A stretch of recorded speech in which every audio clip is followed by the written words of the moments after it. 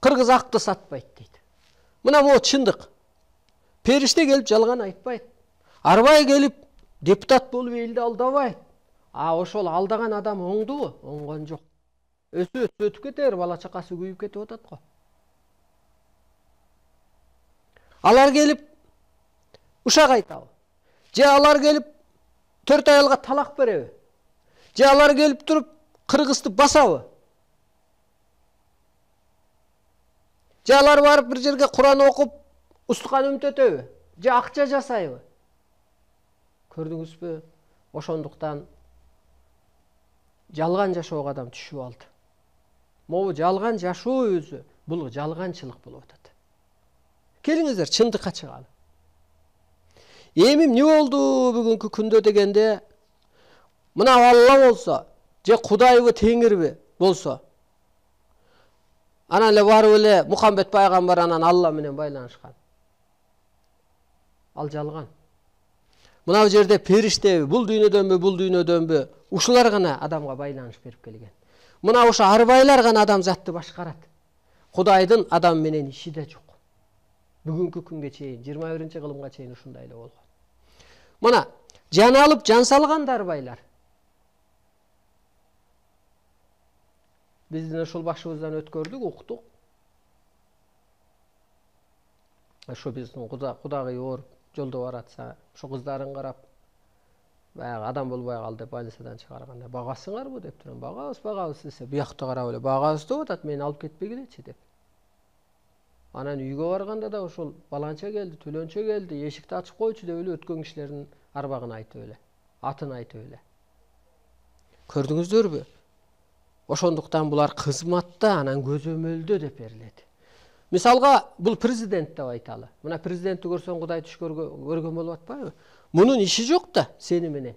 А сени айыл өкмөтү башкарат, айыл башчысы башкарат, бир жаңылыкпы да бир нерсе болсо айтат. Же болбосо мени айыл башчыларга башкар, менин баламды айыл башчысы башкарбайт. Чоң атасы да башкарбайт. Мен жоопкермин да. Өстүргөнгө, өйдөлөткөнгө, караганга, тескегенге, улуулукту түшүндүргөнгө. Мына көрдүңүзбү, ансагандай ата тег арбай биз үчүн жоопкер. Кыргыз ошон үчүн бекер айткан эмес. Арбагын сыйла деп. Арба курсун деп. Кудай арбак колдосун деп. Кудай арбакка койдум деп. Караңызчы. Анан эле бүгүн чыга калып эле Алла, талла деген болбойт. Арбак жок, ал көрдө жатат дейсиң. Ал сеники жаткандар. А менин ата тегимдин арбай ааламда ишарат берип атат, түшүмө кирип атат, илим берип атат, кызматта. Көрдүңүзбү? Бу жерден да кызмат кыл дейт.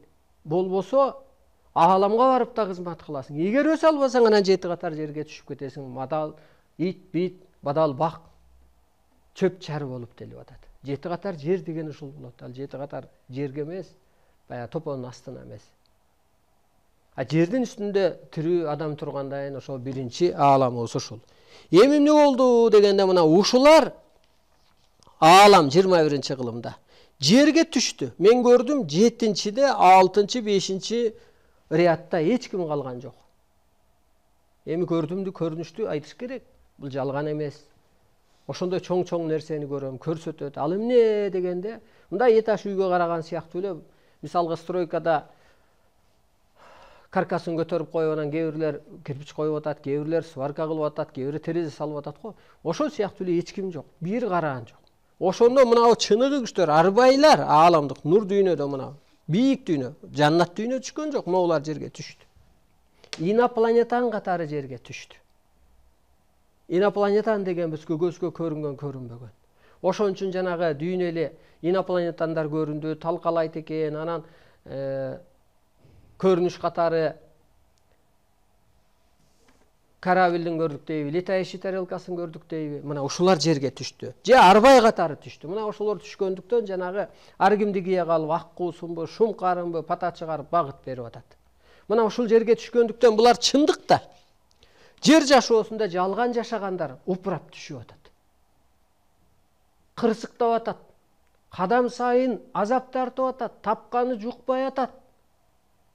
А булар эмнеге жерге түштү дегенде, жер жалганга айланып кетти.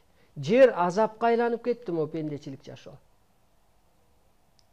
Анан адам ата асманда караам болуп жүрсө Арыстанбай Айдегийди жарам болду дейт да.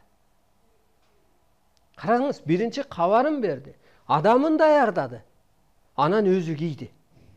Андан кийин анан чоң аалам жерге түштү, анан Арыстанбай Айдегийди. Азыр асманды карап сен Алла дейсиңби, Ататай Арбай дейсиңби, мазар ээси дейсиңби, сен эчтеке таппайсың. Ушуну эсиңен чыгарба. Суранмактан, тилемек, ыйлабайсың да, ошо каба ташка барып жатып алсаң дагы, же бир мазарыңа барып догурунсаң да эчтеке жок.